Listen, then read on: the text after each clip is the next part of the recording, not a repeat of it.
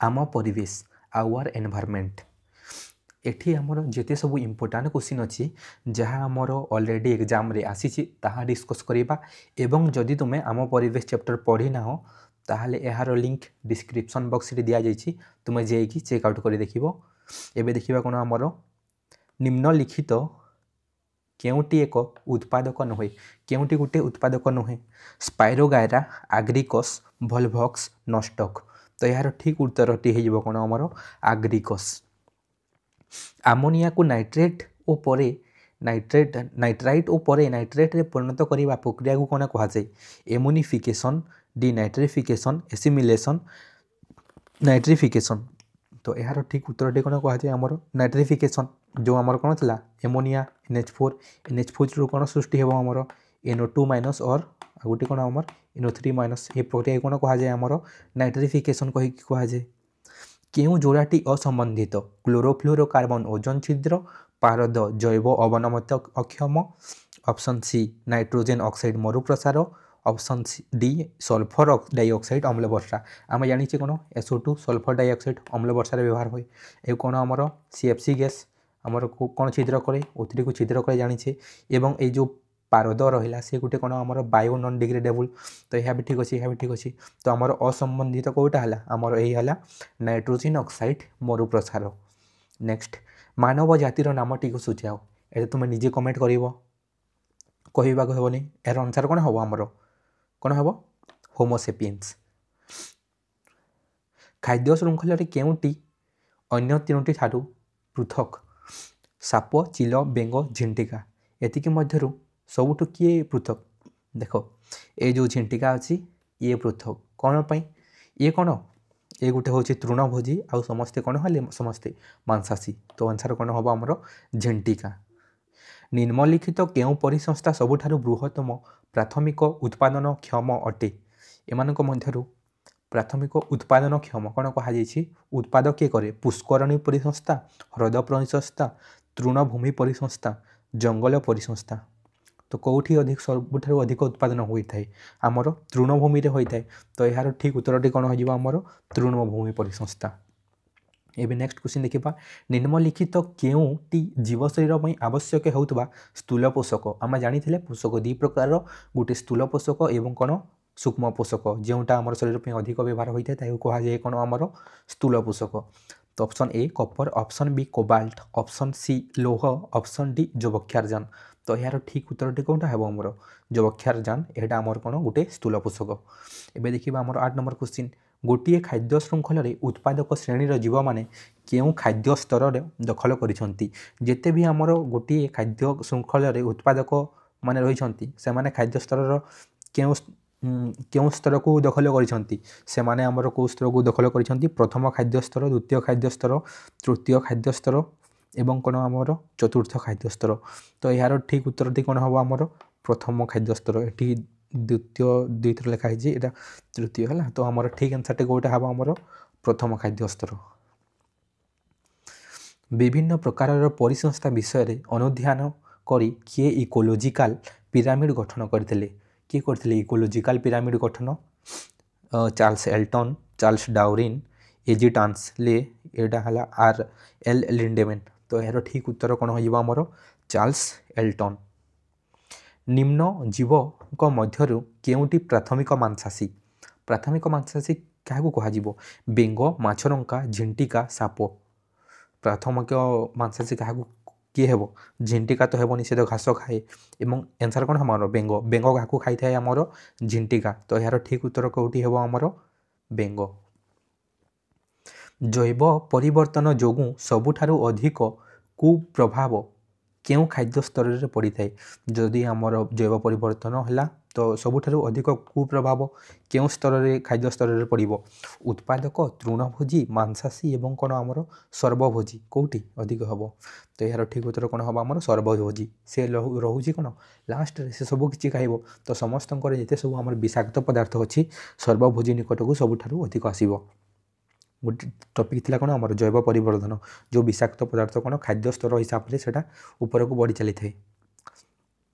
केउ परिवेश समस्या प्रभाव में चर्म कर्कट और आखिरे परल रोग देखा जाए केउं समस्या जो चर्म रोग मीन्स कौन आमर स्किन कैंसर और आखिरे मध्य रोग देखा जाए मरु प्रसार अम्ल वर्षा ओजन छिद्र एवं जंगल क्षय कौटा हम आमर एनसर हो ओजन छिद्र जो आमर कौन अच्छी O3 लेयार यही O3 लेयार को किए नष्ट करुच्ची CFC गैस क्लोरोफ्लोरोकार्बन जाइए कौन करमि छिद्र करुच्ची जदि छिद्र है बोले कौन हम आम स्किन कैंसर कि जो आम सूर्य ठू सबू अल्ट्रा भायोलेट रे आसो एवं कौटी पड़ो आम चर्म पड़ो तो कौन हम आमर चर्म कर्कट परिसंस्थार समस्त उत्पादकों को कौन कहुपर गोटे परिसंस्थार समस्त उत्पादकों को कौन कहुपर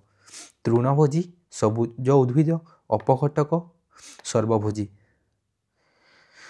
परिसंस्था गोटे समस्त उत्पाद को कौन कहुपर सबुज उद्भिद कहीं सब जिनस यार ही उत्पाद होता है तो अनुसार कौन हम आमर सबुज उद्भिद विश्व तापन मुख्य तो क्यों गैसर मात्रा वृद्धि ही थाए जो आमर ग्लोबल वार्मिंग अच्छी ग्लोबल वार्मिंग किए मेन कारण किए अच्छी आमर सबुठ मेन कारण किए अच्छी आमर CO2 कौन हो आंसर अंगारकाम्ल केउटी जब अवनमित अक्षम कौटा आमर नॉन बायोडिग्रेडेबल ऑप्शन ए है कागज ये मिस्टेक है कागज लिखाई एटा ऑप्शन ए कौन आमर कागज ऑप्शन बी पत्र ऑप्शन सी काठ ऑप्शन डी प्लास्टिक तो आंसर कौन हम आमर प्लास्टिक हो ठीक उत्तर यार इकोसिस्टम शब्दर व्यवहार किए प्रथमे करते इकोसिस्टम व्यवहार तो यह जानी आम टांसले ठीक उत्तर कौन हम आमर टांसले तृणभूमि परिसंस्था क्यों क्रमटी ठीक तृणभूमि परिसंस्था क्यों क्रमटी ठीक हे घास प्रथमे तो आम जानी किए रहे घास द्वितीय किए घास को किए खाई जाए झिंटिका तो ये दुईटा ऑप्शन रहा आमर कौन झिंटिका तापर झिंटिका को किए खाइब चिल खाइब ना बेंग खाइब तो यार ठीक उत्तरटा कौटा होमर ऑप्शन डी हो कौन आमर घास को झिंटिका झिंटिका को बेंग बेंग को साप साप को पुणी चिल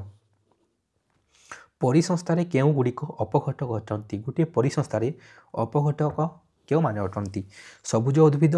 तो से माने हेले आमर उत्पादक तृणभोजी जे खाऊँगी उत्पादक को मांसाशी एवं गोटे रहा कि बीजाणु और कवक तो यार ठीक उत्तर कौन हम आमर बीजाणु और कवक परिसंस्था क्यों उक्ति ठीक नुहे गोटे परिसंस्था क्यों उक्ति ठीक नुहे प्रथम उक्ति कौन कही सबु प्रकार प्राथमिक भक्षक तृणभोजी सबु प्रकार प्राथमिक भक्षक कौन अटंती तृणभोजी ठीक कहला समस्त तृणभोजी परभोजी अटंती जेते भी आमर तृणभोजी अछंती है जेते भी आमर कौन तृणभोजी अछंती एमाने कौन आमर परभोजी अटंती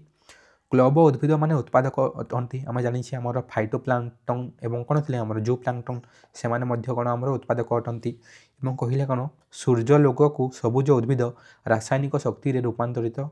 करि पारंती गोटे कौन कहला एडा हो कौन आमर ए उक्तिटा आम परिसंस्था ठीक नुहे सबु प्रकार द्वितीय भक्षक को कौन कहुए सबु प्रकार द्वितीय भक्षक को कौन कहुए आमर द्वितीय भक्षक को कौन कह उत्पादक तृणभोजी मांसाशी तो आम जानी उत्पादक को जे खाई जाए से होता है प्रथम भक्षक तो तृणभोजी माने कौन हे प्रथम भक्षक एवं प्रथम भक्षक को जे खाइब से कौन हम आमर द्वितीय भक्षक तो आंसर किए होमर मांसाशी हो यार ठीक उत्तर क्यों गुड़िक स्वभोजी स्वभोजी आम जानी जे निज खाद्य निजे प्रस्तुत करें कौन कहुए आमर स्वभोजी बोली कहुए ऑप्शन ए उत्पादक ऑप्शन बी तृणभोजी ऑप्शन सी मांसाशी ऑप्शन डी अपघटक तो यार ठीक उत्तर कौन हम उत्पादक क्यों उक्तिटी जीवमंडल संपर्कित नुहे ए जीवमंडल वायुमंडल और अश्ममंडल समष्टि स्थल में जीवसृष्टि और विकास धारण संभव होता अंचल ही जीवमंडल ऑप्शन बी जीवजगत और एथि सहित संपृक्त परिवेश को जीवमंडल कहुए ऑप्शन सी जीवमंडल अर्थ होउछि जीव मानकर समष्टि ऑप्शन डी जीवन धारण पाई अनुकूल वातावरण थिबा अंचल को आमर जीवमंडल कहुए गोटे छाड़ी अंचल को जीव मंडल कहुए तो यार ठीक उत्तर कौन हम जीवमंडल अर्थ हो जीव मान समष्टि कौन खाली से आम जीव मान समष्टि होता है कि सेठी आम जिते सब जीवमंडल वायुमंडल एवं अश्ममंडल समस्त समष्टि होता है। तो आमर कौन हो ऑप्शन सी जीवमंडल संपर्कित नुहे। केउंटी तृणभूमि परिसंस्थार सूचना दिए एटा तुम्हें केउंटी तृणभूमि परिसंस्थार सूचना दिए ये क्वेश्चन तुम्हें निजे सॉल्व करिवो एवं कमेंट सेक्शन रे जणाइबो। एटा क्वेश्चन नंबर 23 तुम टास्क है तुम टास्क तुम्हें निजे एटा को कौन करिवो कमेंट करिवो कमेंट करिकी तार आंसर करिवो हला। केउंटी धरनियो 23 रो ऑप्शन जदि ए ठीक अछि तो एमती ऑप्शन ए कहिकी तुम्हें कमेंट करिवो। तापर रहिला नेक्स्ट क्वेश्चन हमरो केउंटी अपघटक नुहे केउंटी अपघटक नुहे शैवाल कवक बीजाणु आदि प्राणी। तो यार ठीक उत्तर हम कौन शैवाल। केउंटी जैव अवनमित क्षम कौन कहला अवनमित क्षम बोले कौटी आमर बायोडिग्रेडेबल क्यों एते मध्य केउंटी आमर माटी सहित मिसिबो प्लास्टिक निर्मित पदार्थ एटा पारद पदार्थ मिस्टेक लिखी एटा कौन हम आमर हम आमर पारद ऑप्शन बी है कौन आमर पारद एवं ऑप्शन सी काठ ऑप्शन डी रासायनिक पदार्थ। तो कौटी आमर जैव अवनमित क्षम हम आंसर हम कौन आमर काठ। आ गोटे रहा 1979 मसीहारू सबुज बलय सृष्टि पाई केउ संस्था कार्य करुछि बॉम्बे नेचुरल हिस्ट्री सोसाइटी कल्पवृक्ष वन्यजीव समिति जैव विविधता परिषद। तो यार ठीक उत्तर दिए कौन आमर कल्पवृक्ष। यही जो हमार 27 नंबर क्वेश्चन अच्छी ताकू भल भाव शिखा कहीं कौन हिसाब से भी पचारि पारे जो हमार 10% लॉ अच्छी ता पचारि दिए एग्जाम रे है कही कौन लिंडेमैन अध्ययन अनुजाई मांसाशी स्तर 2 रे जदि 0.1 कैलोरी शक्ति मिली थाए कौन कहला मांसाशी स्तर 2 रे कौन मिली थाए हमर 0.1 शक्ति कैलोरी मिलूँ केते मिलूँ शक्ति आमर 0.1 मिलूँ। तो तेबे तृणभोजी स्तर रे शक्तिर परिमाण केते हेबो तृणभोजी रे है तृणभोजी को जी खाइब ताकू मांसाशी स्तर 1 कहा जाए एवं मांसाशी स्तर 1 को जी कहब ताकू कौन कहा जाए आमर स्तर 2 कहा जाए। तो प्रथम जदि आम एटा को फाइंड आउट करवा तापर कौन करवा आम एटा को फाइंड आउट करवा। तो एठी केतेर 10% आमर 0.1 ताहा तो आम जानिने। तो आम मन करवा कौन जे आमर केते मन करवा आम मन करूँ केते एको आम केते नेला एक्स मन कला केते मन कला आम एक्स मन कला है। तो एक्स रो 10% बाहर करवा एक्स रो 10% केते अटे 0.1 अटे। तो एको साइड करवा आम एक्स रो 10% कहले कौन एक्स इंटू 10/100 इक्वल टू केते आमर 0.1 केते अच्छे आमर 0.1 एटा को जदि आम कौन करवा एबे सॉल्व करवा एबे कौन करवा एटा को सॉल्व करले कौन हम एठी गोटे शून गला तापर पुणी कौन हम एक्स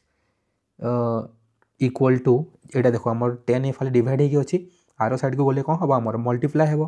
तो 0.1 इंटू ए जो 10 आर साइड को गला ए 10 आर साइड को गले कौन हम एटा इंटू 10 हेबो। तो एक्स इक्वल टू केते हला 0.1 इंटू 10 केते हेजबो एटा आमर आंसर 1। तो आमे जो कौन भाभी क्या एक्स रूल्य केते हला आमर एक्स मूल्य बाहर केते 1 पुणी सेमिति कहार 10% 1 ता पुणी बाहर करबा पड़िबो कहार 10% 1 कहार सेटा भी हम जानिने मन कर ताहाकू मजा कौन नेले आमे एक्स नेले। तो एक्स रो 10% केते हेबो एक्स रो केते आमर 10% बाहर करबार अछि। तो एक्स रो 10% बाहर करबा को हेले हमको कोन करबा को पड़िबो प्रथमे एक्स इंटू 10/100 इक्वल टू केते आमर 1 एठू पुणी कौन करवा आमर गोटे शून कटिला ठीक अच्छे। तो केते हेबो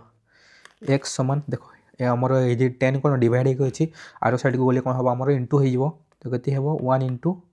10। तो यार आंसर केते हेबो आमर 10। तो जो आमर एक्स मानी थिला तार आंसर केते बाहला आमर 10 कैलोरी। तो आम एठी कहि परिबा केते आमर तेबे तृणभोजी स्तर रे शक्तिर परिमाण केते हेबो आमर 10 कैलोरी। एभली जब क्वेश्चन थो तुम कौन करमती एक्स नहीं करदेव है आउ कहार जब 10% जब बाहर करार थे कौन करा जाए जमी 500 10% बाहर करने को अच्छी तो 500 इंटू 10/100 कर दुईटा शून एठू दुईटा शून के आमर 10 इंटू 5 50 तो यहाँ हो 500 10% एमती कर तुम सब क्वेश्चन सल्व करदेव आदि वीडियो डिस्क्रिप्शन बॉक्स रे दिया जाइए ताहा देखिबो नहले कौन आमर कमेंट बॉक्स कमेंट रे आमे पिन करदेबो ता देखिदेबो thank you for your watching.